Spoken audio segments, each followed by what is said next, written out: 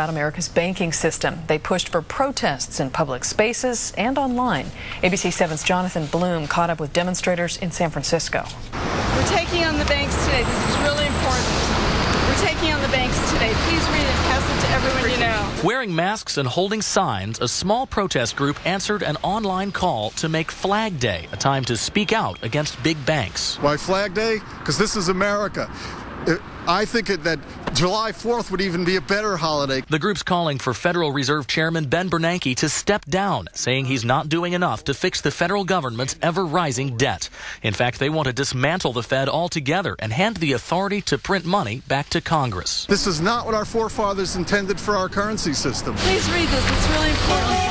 Really important. Pass it to everyone you know. The organizers come from a group called Anonymous, and, well, they are. Exchange some information with people that I've never met, and it's just grassroots around the country. There's no leader, there's no face on this movement. Anonymous organized this demonstration with a widely circulated YouTube video narrated by a computerized voice. And the gathering it calls for is just one of two prongs to this protest. Demonstrators wouldn't talk about the other. I know nothing about the denial of service attacks on the website. That second prong of the protest is what experts here at CNET compare to a digital sit-in.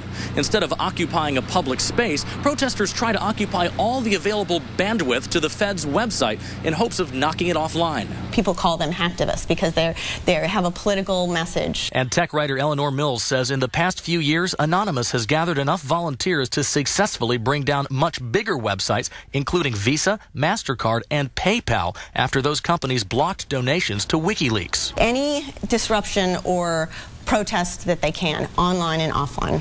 That's supposedly what they're after. By late afternoon, the Fed's website was still up, but running slowly. And those street demonstrators wouldn't say if they took part in the online attack. One told us. Maybe it's a good idea. I don't know. In San Francisco, Jonathan Bloom, ABC 7 News.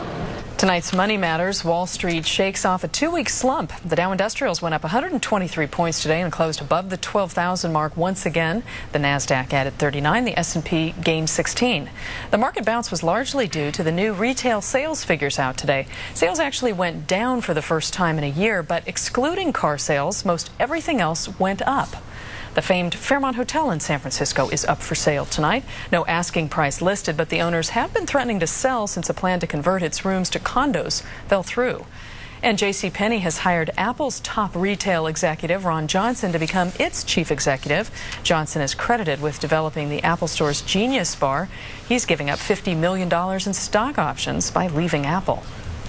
Well, if you rent a house or an apartment, you may not be the one who receives the PG&E bill, but you also may not realize that you're responsible for it anyway. 7 on your side's Michael Finney is